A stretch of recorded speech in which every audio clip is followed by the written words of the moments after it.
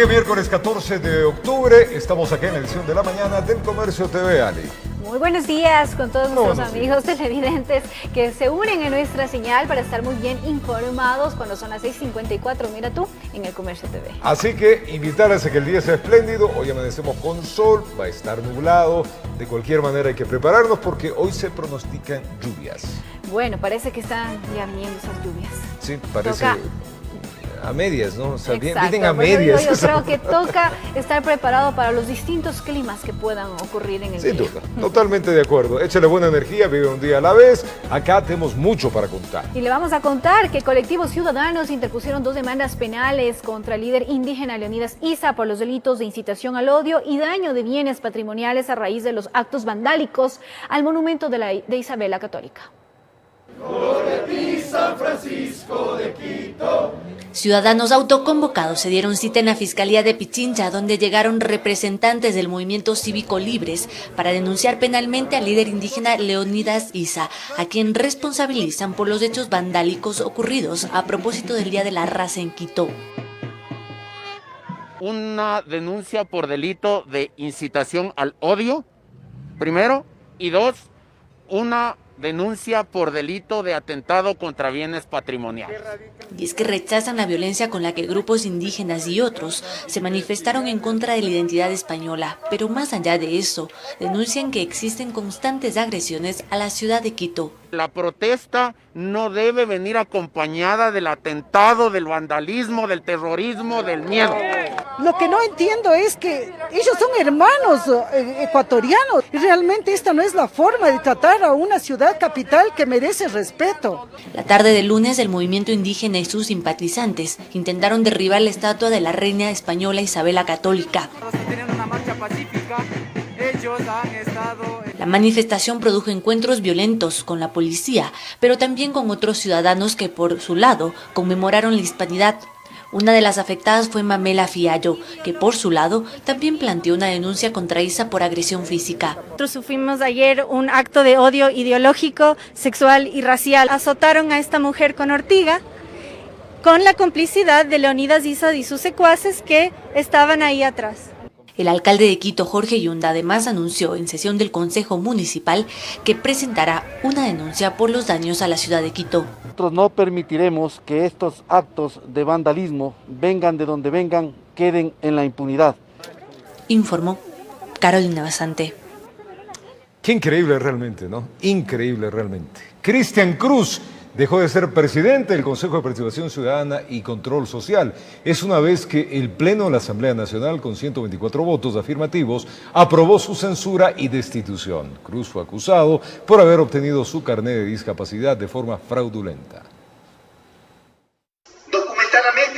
Pese al argumento presentado por Cristian Cruz respecto de que no existirían motivos para censurarlo y destituirlo por la acusación de obtención fraudulenta de su carnet de discapacidad y los usos de documentos falsos para aplicar al concurso de méritos que lo llevó al Consejo de Participación Ciudadana, el Pleno de la Asamblea Nacional tenía una opinión distinta. El señor Cristian Cruz Larrea, durante el ejercicio de su cargo, incumplió con sus funciones al expedir los mencionados reglamentos, cuando se establece que esta es una competencia del Pleno del Consejo, configurándose así la causal para que proceda su censura y destitución. Es así que el Pleno del Legislativo acogió el criterio de que el presidente del Consejo de Participación Ciudadana y Control Social cometió irregularidades y no fue ético. El interpelante fue quien mocionó la censura y destitución de Cristian Cruz. El señor Cristian Antonio Cruz Larrea, por la falta de ética y moral, principios y valores, la falta de probidad notoria, debemos censurarlo.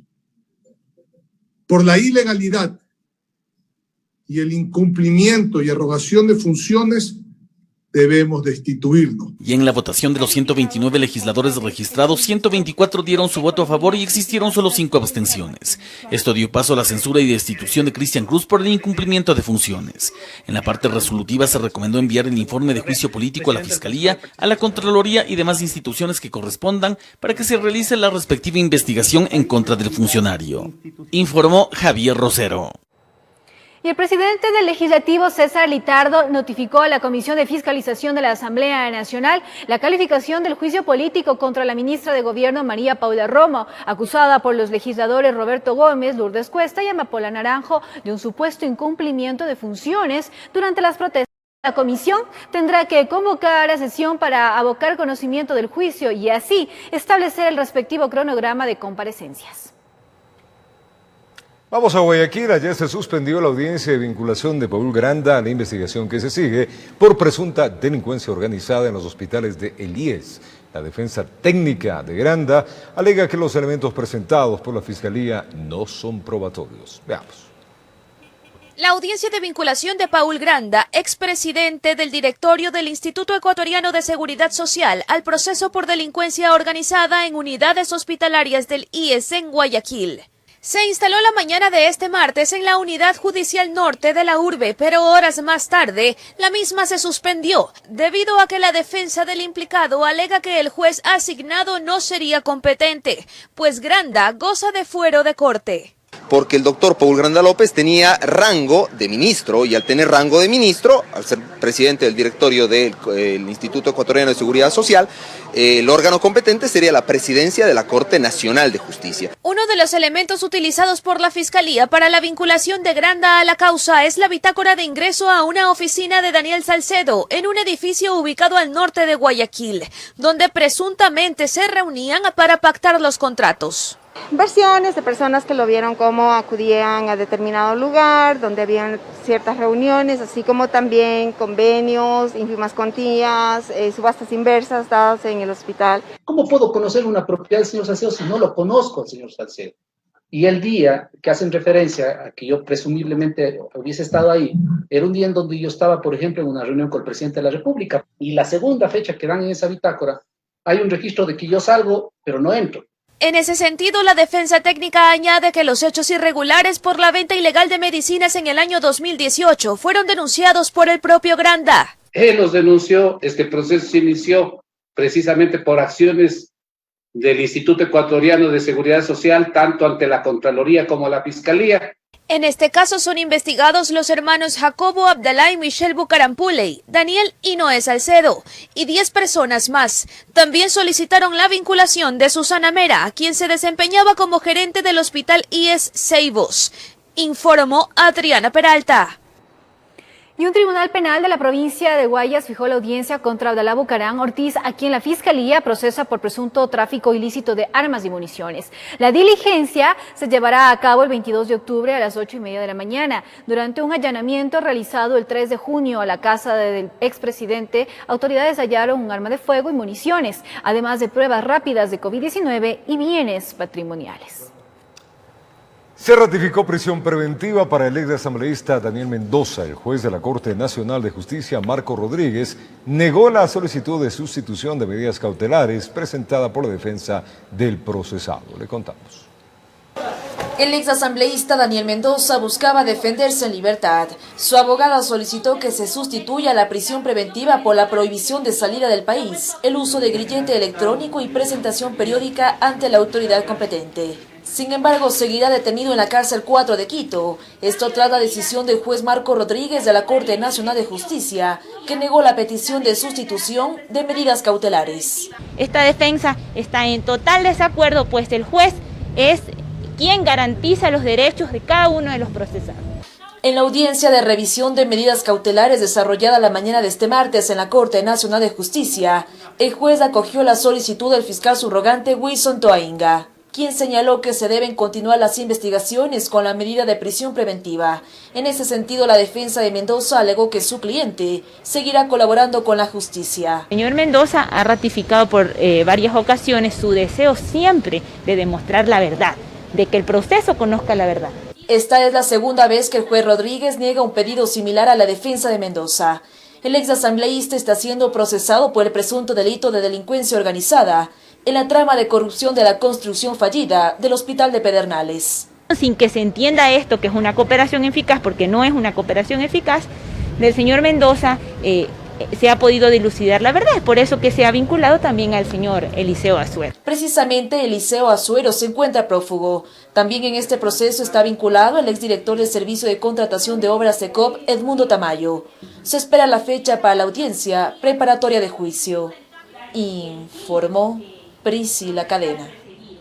Nos vamos a un corte comercial, amigos televidentes, pero al retornar les contamos que el CNE calificó a los binomios de Pachacutic y Avanza. Hasta el momento hay 9 binomios presidenciales que han sido calificados, pero solo 2 están reconocidos en firme. Ya regresamos con más. Para evitar el contagio del COVID-19, es importante lavarse constantemente las manos y de manera adecuada. Utiliza agua y jabón. Frota tus palmas y luego lava la parte superior. Haz lo mismo con cada uno de tus dedos. Enjuaga y seca muy bien tus manos. Recuerda que la pandemia aún no termina. Cuida de ti y de tu familia. Seguimos con más información y les contamos que el Consejo Nacional Electoral informó que hasta la fecha 9 binomios presidenciales han sido calificados, pero solo 2 están reconocidos en firme. La presidenta del máximo organismo electoral confirmó que fue negada la candidatura para asambleísta nacional del expresidente Abdalá Bucaram. Fue una rueda de prensa para hablar de todo y de todos los involucrados en actos políticos con miras a las elecciones del 2021. Lo primero, que hasta el momento solo el binomio presidencial de Izquierda Democrática y Democracia Sí son las únicas candidaturas reconocidas en firme. Fueron 17 las solicitudes de inscripción para binomios presidenciales. Que están calificados los binomios de Pachacutic, Yacu Pérez y Virna Cedeño, y por avance Isidro Romero y Sofía Merino, lo que no significa que ya están reconocidos. Esperamos que el Tribunal Contencioso Electoral nos dé la certificación de no tener recursos para nosotros poder declarar en firme la candidatura. Que las candidaturas para asambleístas por Fuerza Ecuador, incluida la del expresidente Abdalá Bucaram, fueron negadas, encontraron algunas inconsistencias y tienen 48 horas para cumplir con los requisitos. Que no se cuenta con el documento de haber aceptado de forma personal su candidatura. Tiene que venir a la ciudad de Quito y ante un funcionario del Consejo Nacional Electoral proceder a la aceptación de su candidatura. La presidenta del máximo organismo electoral indicó que todos los ecuatorianos tienen derecho a participar en las elecciones del 2021, que la prisión preventiva, uso de grillete, arresto domiciliario, procesos judiciales abiertos por delincuencia organizada no son obstáculos para ser precandidatos. Si no hay una sentencia en firme donde se les retire los derechos políticos, son ciudadanos que pueden participar, que pueden elegir. Aunque lo preocupante es que si las candidaturas son aprobadas, el aspirante a un cargo de elección popular automáticamente se favorece de la inmunidad hasta que terminen las elecciones. Cuando una persona ya está calificada como candidato, tiene inmunidad y todo proceso judicial se detiene hasta que pase el proceso de elecciones. Hay que evitar, no es verdad, de que estas prerrogativas se conviertan en excusas y formas de evasión de la ley. Lo que para muchos no es moral ni ético, pero sí es legal. En Quito informó Iván Casamen. El gobierno nacional pagó más de la mitad de la deuda que mantiene con proveedores del Estado. En total, de los 500 millones de la deuda, desembolsó 285 millones. Los recursos serán destinados a sectores de alimentación escolar, textos escolares, uniformes y agencias de viajes, entre otros. Veamos. La deuda actual del Estado a sus proveedores es de 215.000 millones de dólares. Esto luego que desembolsó 285 millones para el pago de los mismos. El saldo confirmado será cancelado de manera programática. Conforme vaya entrando la plata de la propia operación del presupuesto, los recursos del propio fondo, los recursos que estamos esperando de otros multilaterales como el mismo Banco Mundial, que estamos esperando 570 millones de dólares, pues se seguirán atendiendo estos compromisos de tal suerte de ponernos al día en el menor tiempo posible. Pero los atrasos en pagos económicos no solo están en los proveedores. Los compromisos se extienden a universidades, jubilados y gobiernos autónomos descentralizados. El déficit fiscal de este año es más o menos 8.9% del PIB. ¿Eso qué significa? Que todo lo que estamos recuperando tiene que atender todo lo que hay que pagar y eso incluye los atrasos. En ese contexto se comprende que la estrategia es ponerse al día en todas las cuentas por pagar, para que en 2021 se pueda ingresar con un nivel de gastos normales. De forma particular, el Fondo Monetario Internacional nos ha concedido un préstamo excepcional. Es decir, que ahora sí nosotros dejamos al próximo gobierno recursos como para que pueda administrarse de manera adecuada. Durante el evento se confirmó que son 18.000 las empresas beneficiadas por el desembolso de pago a proveedores. Informó Javier Rosero. Y 600 millones de dólares en efectivo y 800 en bonos es la propuesta que el Estado plantea al Seguro Social para saldar la deuda del 40% correspondiente al aporte del Estado para pensiones jubilares. El presidente del directivo del IES, Jorge Guatted, aseguró que buscará un sistema legal para viabilizar la inversión de los bonos. Con la aprobación del crédito que el Fondo Monetario Internacional otorgó al Estado ecuatoriano, se concretaría la propuesta que el Ejecutivo planteó al Instituto Ecuatoriano de Seguridad Social para pagar el 40% adeudado desde octubre del año pasado. Son 1.400 millones de dólares que serán pagados en dos partes, 600 millones en efectivo y 800 millones en bonos. Acuérdense que en efectivo hablamos de 400 millones, va a ser de 600 millones de dólares en efectivo. Y va a ser en bonos del Estado.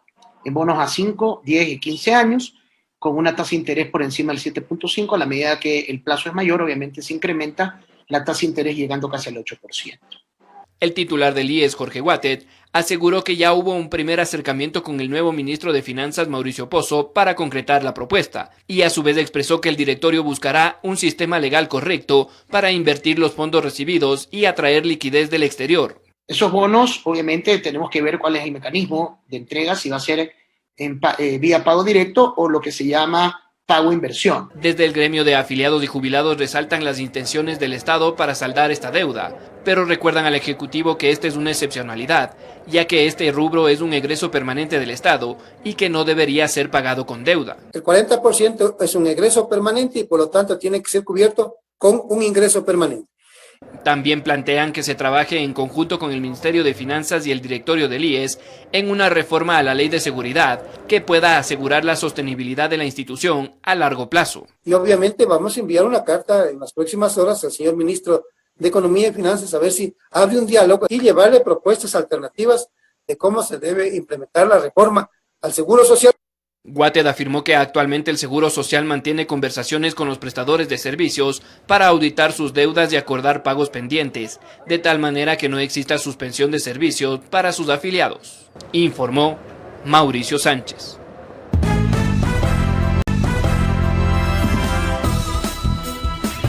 Gracias por seguir en nuestra sintonía aquí en El Comercio TV. Es momento de saludar a nuestro invitado del día de hoy. Se trata del viceministro de Infraestructura del Ministerio de Transporte y Obras Públicas, Ricardo Paula, quien nos acompaña aquí en nuestros estudios. Muy buenos días, señor viceministro. Gracias por acompañarnos. Alison, muy buenos días. Muchas gracias por el espacio.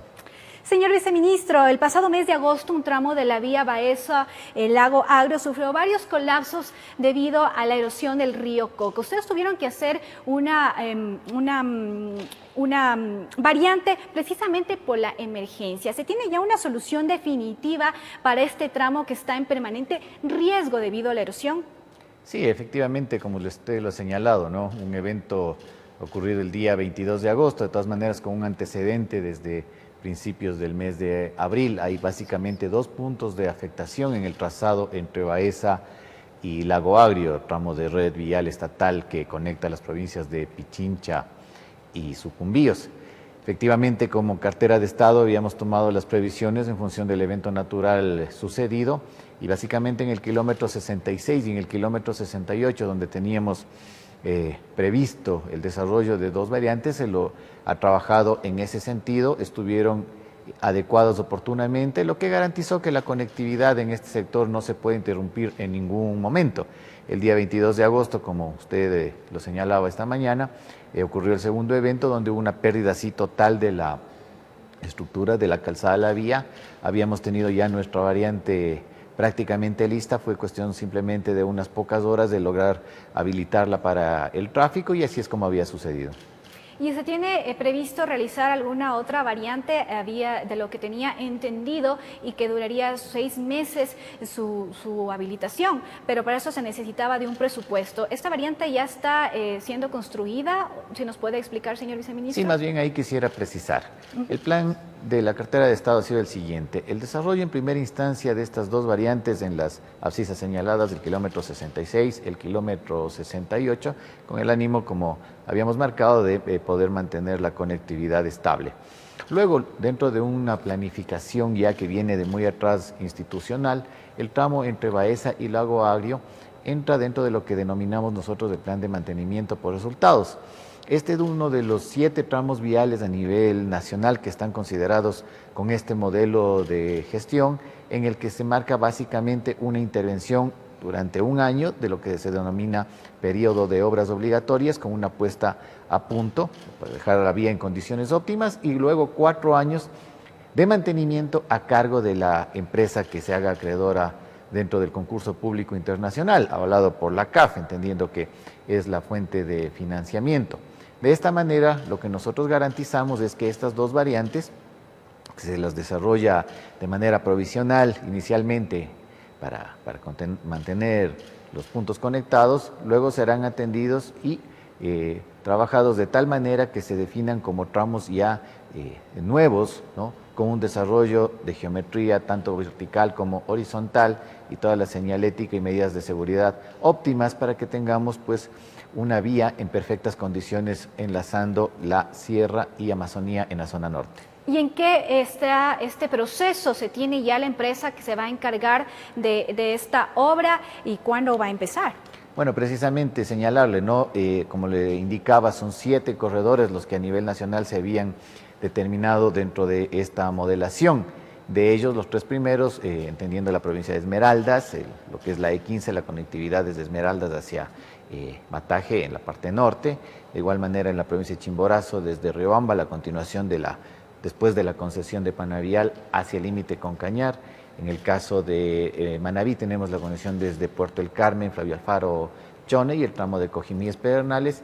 Y para acá, para la provincia de Sucumbíos, el 4.º proceso, hemos tenido ya la recepción de ofertas del día jueves de la semana pasada. Hay 7 empresas que se han presentado, ¿no? Estamos este rato precisamente en una etapa de evaluación y esperaríamos que en los próximos días, en las próximas semanas, tengamos ya definida la empresa que se haría cargo y empezaría pues inmediatamente los trabajos, como le había manifestado, en un primer año la puesta a punto y luego el mantenimiento. Ahora, centrándonos en la erosión, señor viceministro, ¿ustedes tienen previsto quizás que siga avanzando esta erosión y siga afectando a más tramos de la vía? Bueno, sobre esto debo señalarle, ¿no? Nosotros hemos podido llevar a cabo estudios respecto de lo que podría significar la erosión, este evento natural, en lo que concierne a la red vial estatal. En este sentido, pues, la definición nos marca, y los estudios que hemos hecho, complicaciones en las 2 abscisas señaladas. En lo que concierne al resto del trazado, que son aproximadamente 160 kilómetros, no tenemos ningún tipo de alerta respecto de alguna afectación adicional, al menos en lo que respecta netamente al desarrollo de infraestructura vial. Hay otro tipo de infraestructura en el área eléctrica, en el área petrolera, que, claro, definitivamente tienen otro tipo de trazados, y esto hace pues que deban tomar las previsiones del caso ante la erosión denominada regresiva del río Coca. Y señor viceministro, precisamente la preocupación también gira en torno a las poblaciones cercanas que están a esta erosión. Se trata del poblado de San Luis y también Ventana 2, donde incluso hay un puente que podría verse afectado. ¿Qué se está haciendo en este caso? Bueno, mi señalamiento respecto a lo que corresponde a vía netamente de red estatal, ¿no? Las previsiones tomadas y las consideraciones que el Ministerio ha hecho sobre este trazado vial nos puede garantizar que el denominado tramo se pueda mantener en condiciones estables. Sí, definitivamente hay algunos tramos de conexiones internas de vías provinciales que obviamente por el índole al que corresponden, pues se toman desde las instancias que corresponden, netamente consejos provinciales. Según los comuneros de esta población, está muy cerca de ellos la erosión, a 150 metros nada más, y ellos podrían verse afectados. Se está trabajando quizás con otras instituciones estatales pues, por el riesgo que corre esta población. Incluso sabemos que hay los tanques de agua están muy cercanos también y podrían verse afectados y quedarse sin este elemento vital. ¿Se está trabajando con otras instituciones? Bueno, sí, definitivamente, ¿no? La tarea respecto de la atención ante el evento ha significado un trabajo multidisciplinario. Hemos estado compartiendo permanentemente mesas de trabajo con OCP, con Petroecuador, con gestión de riesgos, con el Ministerio de Ambiente de igual manera, y evidentemente cada uno de ellos en el ámbito de sus competencias han tomado las previsiones del caso. Refiriéndome al tema netamente de lo que significa el encargo del Ministerio de Transporte y Obras Públicas, la red vial estatal, las condiciones de nuestro servicio están garantizadas. Perfecto, señor ministro. Ahora, hablando con lo demás red vial del país, ¿cuál es la inversión prevista en vialidad para este año? ¿Se ha tenido que reducir quizás el presupuesto debido a la emergencia sanitaria, la pandemia, por la crisis que atraviesa el país y el gobierno? Sí, evidentemente, ¿no? Hay que tener en cuenta que el Estado, ante una circunstancia no solamente nacional, sino global, ha tenido que tomar las medidas de contingencia adecuadas, y evidentemente los temas de inversión en infraestructura han tenido que recibir un ajuste. Había que enfocarse en los temas prioritarios, tema salud básicamente, ¿no? En función de esto, pues ha habido necesariamente una disminución en lo que significaba el presupuesto que se había destinado para el Ministerio de Transporte y Obras Públicas en este año.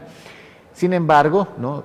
Hay que ser mucho más proactivos, creativos y poder mantener las condiciones respecto a nuestras obligaciones.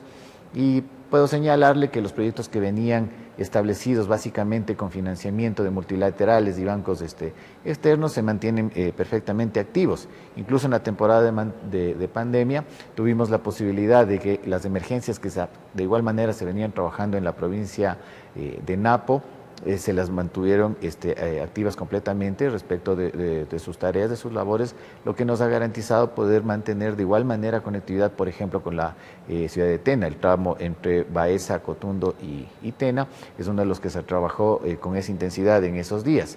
Por lo demás, proyectos nacionales importantísimos como Paso Lateral de Guaranda, por ejemplo, como el Anillo de Santo Domingo, como el aeropuerto de la ciudad de Manta, entre varios otros que le podría hacer notar esta mañana, continúan con su ejecución. Evidentemente ha habido un desfase respecto de los cronogramas establecidos, se están reajustando los tiempos, pero son obras que siguen hacia adelante y estamos pues con la intención de que en los próximos meses puedan llegar a su finalización.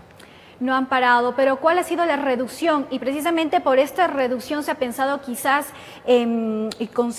concesionar a la empresa privada el mantenimiento y también la construcción de estas vías. Sí, definitivamente, ¿no? Y hay que tener en cuenta que es un tema de planificación que venía independientemente del asunto de la incidencia del COVID en este año. Hay que tener en cuenta que dentro de los 10.000 kilómetros de red vial estatal, que son los que pueden dar servicio dentro del territorio ecuatoriano, al menos 3.000 kilómetros de ellos podrían estar en condiciones de ser concesionados debido al tráfico que pueden tener y lo atractivo que pueden ser para el sector privado. Pues ha sido una tarea institucional, ha sido una línea de gobierno y poder tratar de migrar a esos modelos que han funcionado con bastante éxito, entendiendo que tenemos concesiones que vienen desde finales de los años 90 y que nos han garantizado vías en perfecto estado en estas décadas. Sin embargo, claro, en esta última etapa, digamos, del Ministerio, hemos impulsado mucho más el tratar de acentuar estos modelos de gestión, y al menos tenemos 2 o 3 concesiones que se han podido concretar en este último periodo, refiriéndome básicamente a lo que significa la conectividad entre Guayaquil y Salinas, el tramo de Naranjal-Tenguel también dentro del concepto de conexión Guayaquil-Machala, es otro de los procesos que con éxito lo hemos podido llevar y estamos próximos a firmar el contrato precisamente en estos días. Entendiendo mucho, ¿no?, que la participación del sector privado es importante, hay que dar cobertura entendiendo que la vialidad es un servicio básico y que, como decíamos, hay vías que tienen las capacidades por su tráfico de ser atractivas para este sector. ¿Cuál es el sistema de esta concesión? Quizás por peaje, por ejemplo, en una vía que usted ha mencionado que es la Santo Domingo Buena Fe, que obviamente va a mejorar la conectividad entre Guayas, Los Ríos, Santo Domingo y Pichincha. Sí, definitivamente, ¿no? El establecimiento de casetas de peaje cada 50 kilómetros es la modelación con la que nosotros sacamos adelante los procesos y tratamos de generar los modelos con los que instauramos este tipo de vías. Hay que tener en cuenta también que los peajes, por ejemplo, no han sido revisados en básicamente algo más de 20 años desde que iniciaron su gestión dentro de lo que es red vial estatal. Eso necesariamente en algún momento pues habrá que tratar de hacer una revisión al respecto. Sin embargo, entendiendo que es un momento duro también para la economía nacional, en un concurso que también lo estamos llevando adelante en el austroecuatoriano, lo que significa el acceso sur de Cuenca, uno de los factores de competencia precisamente va a ser el que establezca la menor tarifa hacia el usuario final. ¿Cuándo se tiene ya en ejecución esta obra? ¿Está ya siendo ejecutada y cuándo finalizará? Refiriéndome específicamente al acceso sur de Cuenca, es un proceso que está precisamente en curso al momento. Hasta estos últimos días hemos recibido las preguntas respecto de los potenciales oferentes. Esperaríamos que dentro del próximo mes estaríamos recibiendo las ofertas y empezaríamos la tarea de la evaluación de las mismas. ¿Y con respecto a la vía Santo Domingo Buena Fe? Santo Domingo Buena Fe, ¿no? Dentro de lo que significa de igual manera el concepto de conectividad Quito-Guayaquil, las ciudades con mayor intensidad de actividad económica.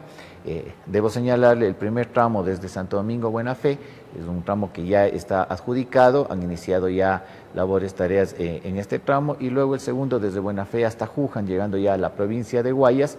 Estamos a la espera de una oferta respecto de una empresa china que ha decidido participar en esta actividad con nosotros. Señor viceministro, entrando a otro tema, ¿se tiene ya previsto quizás un plan vial? Porque ya viene esta temporada de lluvias en noviembre para evitar estos colapsos en las vías y que representen un riesgo a la población, y también para evitar que sean afectadas estas vías y el tráfico con ello también. Sí, definitivamente, ¿no? Es un tema de planificación permanente institucional, entendiendo que la temporada de lluvias, por ejemplo, en la costa está marcado desde finales de diciembre, los primeros días del año. En el caso de la Amazonía, esto ocurre desde el mes de mayo, junio, lo que significa el segundo semestre del año. Ante esta circunstancia, pues evidentemente el Ministerio de Transporte y Obras Públicas ha tomado las precauciones del caso. El año pasado tuvimos la posibilidad de adquirir maquinaria nueva para potenciar nuestras direcciones distritales y de esta manera dar atención oportuna a los eventos que pudieran generarse dentro de la red estatal. De igual manera, ¿no? La presencia de las microempresas, importantísimas, son cerca de 250 que cubren algo más de 6.500 kilómetros de red vial estatal, significa nuestra presencia permanente, oportuna y continua en cada uno de los tramos de nuestra red estatal. Se me queda preguntarle, señor viceministro, ¿cuál es la situación del tramo de la vía Macas afectada por el crecimiento del río Upano, producto de la erupción del volcán Sangay el pasado mes de septiembre? ¿Cómo está esta vía? ¿Está en buenas condiciones ya? Bueno, tengo que hacerle notar las circunstancias que se han generado en el río Upano también han ameritado el levantamiento de una declaratoria de emergencia, ante la cual nosotros, bueno, hemos atendido como corresponde. Se están haciendo las evaluaciones del caso, los estudios que nos van a ir definiendo el tipo de intervención que vamos a tener que tomar en cuenta, sabiendo que la provincia de Morona también ha sido fuertemente afectado en varios tramos, no solamente en el sector de la vía Macas por el río Upano. La Guaromuales Méndez también es otra vía que ha tenido afectación, ¿no? Y en este sentido, pues, estamos desarrollando los estudios que nos puedan permitir tener la claridad suficiente para marcar los presupuestos y las intervenciones que correspondan. Pero están habilitadas. Efectivamente. Muchas gracias, señor viceministro, por habernos acompañado esta mañana. Que tenga un excelente día. Muchas gracias. Nos vamos a un corte comercial, amigos televidentes, y retornamos con más información. Gracias por acompañarnos en esta emisión del Comercio TV en este día miércoles. La prefecta del Guayas informó que la acción de protección concedida a la concesionaria solo suspende el pago de la multa de 19 millones por obras no ejecutadas. Este es el caso de Econorte, pues otras 7 están en firme por falta de mantenimiento de algunas vías. Conozcamos un poco más.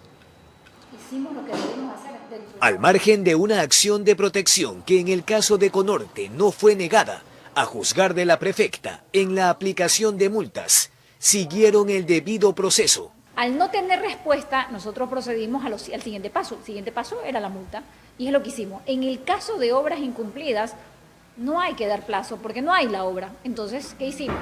Uso a esa décima primera cláusula. Y que para poder abordar una mesa de diálogo, lo único que aquí cabe es la cancelación de las multas, dice. 19 millones en el caso de Econorte, por obras no ejecutadas en las vías Nobol La Cadena y Guayaquil El Empalme, y Consegua 5 millones, por el tramo Durán El Triunfo Bucay. ¿Y por qué fueron notificados y multados? Y que retiren las acciones de protección y vamos hacia lo que corresponde, que es contrastar quién dice la verdad. Las otras 7 multas por falta de mantenimiento suman 5 millones más. Jofre Campaña afirma, sin embargo, que el planteamiento es infructuoso. Hagan las obras y se van de aquí por mutuo acuerdo en unos meses. Tú no puedes ir a un diálogo de esa forma. Según las concesionarias, el anuncio efectuado la semana pasada en torno al inicio de los trabajos de mantenimiento que estaban pendientes y que generaron estas acciones judiciales no implica admitir el incumplimiento aludido por la prefectura, sino generar un mensaje distinto. Si te deben 130 millones de dólares, no puedes venir a exigir que te hagan una ampliación de vías que cuestan 8 millones de dólares. Sin embargo, la concesionaria dijo, no, muy bien, vamos a un diálogo, vamos a propiciar un diálogo, vamos a propiciar condiciones de diálogo. Terminemos esto aunque me deban. ¿Qué mejor muestra de buena fe? Tras sus declaraciones en torno al supuesto precio de la compra de conciencias de muchos que callaron, esta tarde las empresas han solicitado a Fiscalía que se la llame a declarar, a fin de que exprese qué funcionarios de la institución estarían involucrados. Informó Jorge Escobar. Comerciantes de Ipiales y Tulcán se encontraron en límite internacional en un plantón para solicitar a las autoridades la apertura del puente de Rumichaca. Simultáneamente, en Ipiales y Tulcán, a las 8 de la mañana, distintos gremios comerciales marcharon hasta el puente internacional de Rumichaca. La protesta pacífica enmarcaba una solicitud expresa, la reapertura del puente internacional de Rumichaca. La mayoría de personas se sumaron en el lado colombiano, mientras que en Carchi la convocatoria fue casi nula. Dirigentes del transporte pesado, camionetas y taxistas estuvieron presentes. Existe resistencia entre comerciantes tulcaneños, quienes dicen haber experimentado una reactivación en la economía local. Estamos solicitando que se abra un corredor comercial, no humano, en donde puede ingresar únicamente cierto tipo de mercaderías por el puerto internacional de Rumichaca. Algunos sectores están siendo beneficiados. Viene época comercial, esta es la oportunidad para consumir nosotros, consumir al tulcaneño, consumir al ecuatoriano. Mientras en Ipiales la situación es distinta, pues los comerciantes no tienen ventas, necesitan de los turistas y consumidores ecuatorianos, quienes en los últimos años visitan gradualmente la ciudad de Ipiales. Y se ha visto un repunte en la economía por el diferencial cambiario. Además, aducen que existen riesgos por el tránsito en los pasos informales. Aproximadamente 500 comercios se han cerrado, muchos de esos comerciantes han sobrevivido durante 8 meses, ya no es posible seguir en este momento teniendo la frontera cerrada. Hay 200 pasos ilegales donde se está paseando la pandemia. Queremos un solo paso legal. El gobernador de la provincia del Carchi reiteró que la reapertura del puente de Rumichaca no es una competencia local. Se conoce que se mantendrán reuniones entre las cancillerías de los dos países para establecer análisis sobre los casos de COVID en las dos regiones fronterizas y cómo se manejarían las medidas de seguridad para progresivamente proceder a una posible reapertura. Primero está el tema epidemiológico, está también el tema económico, hay algunas situaciones, pero de todas maneras nosotros en una eventualidad de la apertura del puente, pues tenemos nuestra propuesta. Eso se trabaja a nivel presidencial, a nivel de Cancillería. El plantón duró aproximadamente 4 horas, para lo cual distintos servicios de la Policía Nacional mantuvieron el orden establecido. Se espera entonces una nueva cita binacional en donde se solicita la presencia de las cancillerías. Tras el último comunicado, se tendría establecido que el puente en lado colombiano se reaperturaría el próximo 1 de noviembre. Lo más importante es que haya esa reunión a nivel de cancilleres donde también nosotros podamos participar. Con imágenes de José Cedeño desde la provincia del Carchi, informa Miriam Enríquez. Las frecuencias de transporte interprovincial están autorizadas al 100%. Sin embargo, este sector espera que se pueda incrementar el aforo, pues actualmente trabajan con el 75% permitido por el COE nacional. Algunas peticiones fueron presentadas a las autoridades de la Agencia Nacional de Tránsito. Le contamos. Los transportistas de varias provincias llegaron a Quito en busca de respuestas concretas. Dicen que los meses de paralización de actividades por la pandemia los mantiene al borde de la quiebra. Aunque la transportación interprovincial se reactivó de a poco, solicitaron trabajar al 100% del aforo. Actualmente está autorizado el 75% según el COE nacional. En el pasar de los días va generando confianza a la ciudadanía y también tenemos que requerir el 100% porque esto es general. En una reunión que mantuvieron con las autoridades de la Agencia Nacional de Tránsito, Juan Pasos, director ejecutivo, señaló que para este tipo de transporte las frecuencias están autorizadas al 100%. Sin embargo, será un trabajo coordinado con los gobiernos autónomos descentralizados. Según la demanda de pasajeros puede utilizarse el 100%, ¿sí? Las frecuencias. En el tema del aforo de personas para el 100% estamos trabajando para presentar la propuesta. Otras peticiones de la Federación Nacional de Cooperativas de Transporte Interprovincial de Pasajeros estuvieron relacionados con la revisión de la tarifa y la normativa para personas con discapacidad. Revisión de tarifas.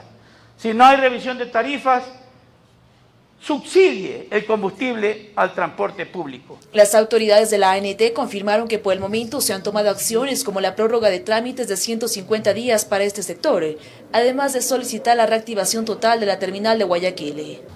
No va a haber multas, no vamos a detener los procesos administrativos. En los próximos días seguirán las conversaciones para la reactivación total del transporte intra e interprovincial, informó Priscila Cadena. Y 5 planteles educativos públicos del país retornaron progresivamente a clases presenciales mediante un plan piloto, mismo que fue socializado con los padres de familia. Fue el Comité de Operaciones de Emergencia Nacional que en agosto de este año aprobó un plan paulatino de regreso a clases, de los cuales solo 3 colegios lo habían hecho de manera oficial en el ciclo Sierra. Pero hoy, el Ministerio de Educación afirmó que se incluyen 2 zonas más a nivel nacional, donde se inició un plan piloto de permanencia escolar y el uso progresivo de instituciones educativas. Quienes ya iniciaron con este plan piloto este 12 de octubre están en la zona 1, que incluye el Centro Educativo Comunitario Intercultural Bilingüe Gonzalo Pizarro, donde regresan progresivamente 46 estudiantes y 2 docentes. En la Escuela Juan de Dios Navas retornan 84 escolares y 4 educadores. En la Unidad Educativa Zuleta vuelven 178 estudiantes y 15 maestros. Y en el Centro Educativo Comunitario Intercultural Bilingüe Tarquino Hidrobo regresan 11 estudiantes y un docente. Mientras que en la zona 7 incluye la Escuela de Educación Básica José María Jaramillo Suárez, donde asistirán 20 alumnos los lunes, miércoles y viernes. Todas estas instituciones educativas han sido consideradas para este pilotaje de regreso a clases presenciales. Aquí se ha realizado un proceso participativo que consideró a padres, madres de familia, estudiantes y miembros de la comunidad. Todos los lineamientos para la aplicación del plan institucional de este retorno a clases, que incluye enfoques, definiciones y fases, estarán vigentes hasta que las autoridades competentes declaren superada la emergencia sanitaria a causa de COVID-19 en el territorio ecuatoriano, informó Ismenia Solórzano. En el Palacio de Gobierno, el primer mandatario, Lenín Moreno, recibió las cartas credenciales de los embajadores de Venezuela, Gran Bretaña, Hungría, Chile, Unión Europea y Malta. El mandatario señaló que la llegada oficial de los diplomáticos a Ecuador fortalecerá la relación bilateral con estas naciones. Y tras el escándalo por la supuesta emisión fraudulenta de carnets de discapacidad, pacientes con enfermedades catastróficas sostienen que se les ha suspendido los beneficios como la jubilación y acceso a la salud. Autoridades afirman que se suspendieron carnets basados en informes del Ministerio de Salud Pública. Tras conocerse de los casos de Miguel y Pilar, a quienes se les retiraron los beneficios por discapacidad, ellos siguen en su lucha por retomar sus derechos, dicen. Yo tengo hipertensión arterial, tengo diabetes tipo 1 y tengo insuficiencia renal crónica. Créamelo, señorita, que no tengo ni para la medicina, estoy a base de paños calientes y todo esto, porque me suspendieron mis derechos médicos. Ya este viernes sería el segundo mes que no tenemos sueldo. Miguel obtuvo su carnet en 2018, mientras que Pilar también lo obtuvo en el mismo año. Sin embargo, al parecer, ambos documentos habrían sido dados de baja. Frente al tema, el director ejecutivo del IES, Jorge Guatet, se pronunció acerca de la suspensión de los beneficios para las personas con discapacidad como salud y jubilación. Nosotros hemos suspendido a quienes el Ministerio de Salud, o sea, es el servicio, la jubilación anticipada, etcétera, a quienes el Ministerio de Salud Pública les eliminó el carnet. Si es que es declarado el carnet fraudulento por el Ministerio de Salud, nosotros no podemos dar las ventajas, beneficios que te da el carnet. De su lado, Javier Torres, director del Consejo de Discapacidades, afirma que el Ministerio de Salud Pública sí notificó 497 carnets dados de baja, pero el año pasado. Lo que significa que Salud Pública debe haber hecho una evaluación, un análisis y los desvinculó directamente del sistema. Ahora que las personas, quienes no pueden acceder a los beneficios por discapacidad, deben acercarse al Ministerio de Salud Pública. Hacer la petición de una recalificación voluntaria para dejar muy en claro este procedimiento o este proceso. Torres afirma que solo tienen la notificación del 2019, mientras que la suspensión de carnets de 2020 aún no se les ha hecho llegar. El 2020 está en investigación, o sea, todavía no se ha dado carnet de baja.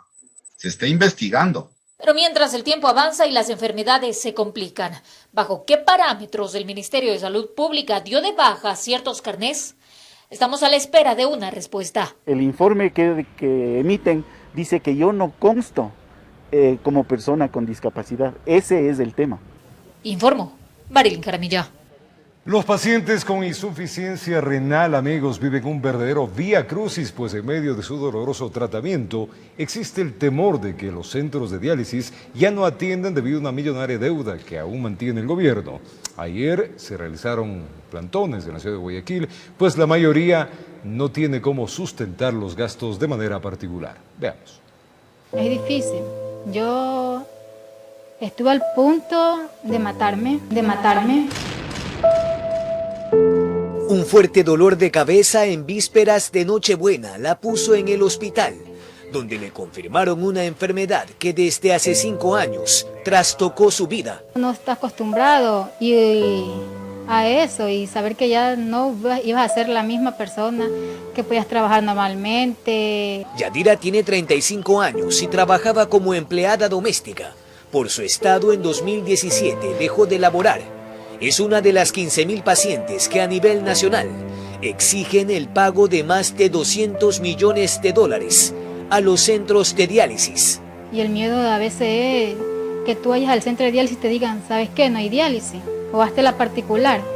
Uno no tiene la facilidad de decir, ¿sabes qué? Voy a pagar $2.000. Por eso se sumó al plantón en los bajos del edificio Joaquín Gallegos Lara.